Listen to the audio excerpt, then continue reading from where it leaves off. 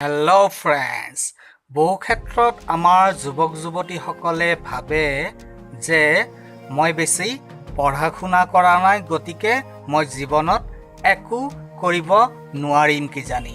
তো সেই যুৱক যুৱতীসকললৈ মই এটা কথা কওঁ, আপোনালোকে মন দি শুনিব যে যিটো কোম্পানী দেখিছে আপোনালোকে, কোম্পানীৰ মালিকটোতকৈ কিন্তু কোম্পানীৰ কৰ্মচাৰীসকল বেছি পঢ়া শুনা কৰে। আৰু ২ নম্বৰতে আপোনাক কৈছোঁ, আপোনালোকে মিনিষ্টাৰবোৰ দেখিছে, বিভিন্ন মিনিষ্টাৰৰ যিটো পিএটো কিন্তু মিনিষ্টাৰটোতকৈ বেছি পঢ়া। আৰু এটা কথা কওঁ ফ্ৰেণ্ডছ, আপোনালোকে দেখিছে আৰ্ট চিনেমা আৰু কমাৰ্চিয়েল চিনেমা, বেছি পঢ়াসকলে আৰ্ট চিনেমা বনায় আৰু যিসকলে কম পঢ়া তেওঁলোকে কমাৰ্চিয়েল চিনেমা বনায়। তো ডিগ্ৰীক কোনোদিন টেলেণ্টৰ লগত কম্পেয়াৰ নকৰিব, তুলনা নকৰিব।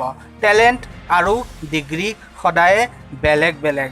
আপুনি পঢ়া শুনাত কম হ'লেও আপুনি সদায় মনত ৰাখিব, আপুনিও জীৱনত নিশ্চয় কিবা কৰিব পাৰিব।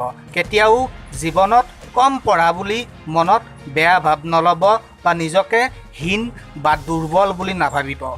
আপোনাক ক'লোৱে যে মই বহুতে কম পঢ়িব পাৰে কিন্তু বহুত কিবা কিবি জীৱনত কৰি থৈ গৈছে।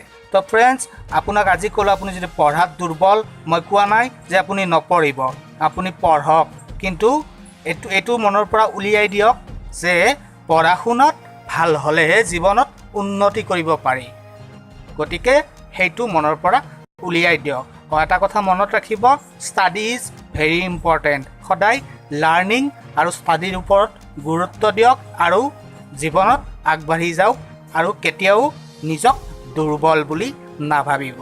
তো আজিলৈ এইখিনিয়ে। ভাল লাগিলে ভিডিঅ'টো লাইক কৰিব আৰু বেয়া লাগিলে ডিছলাইক কৰিব।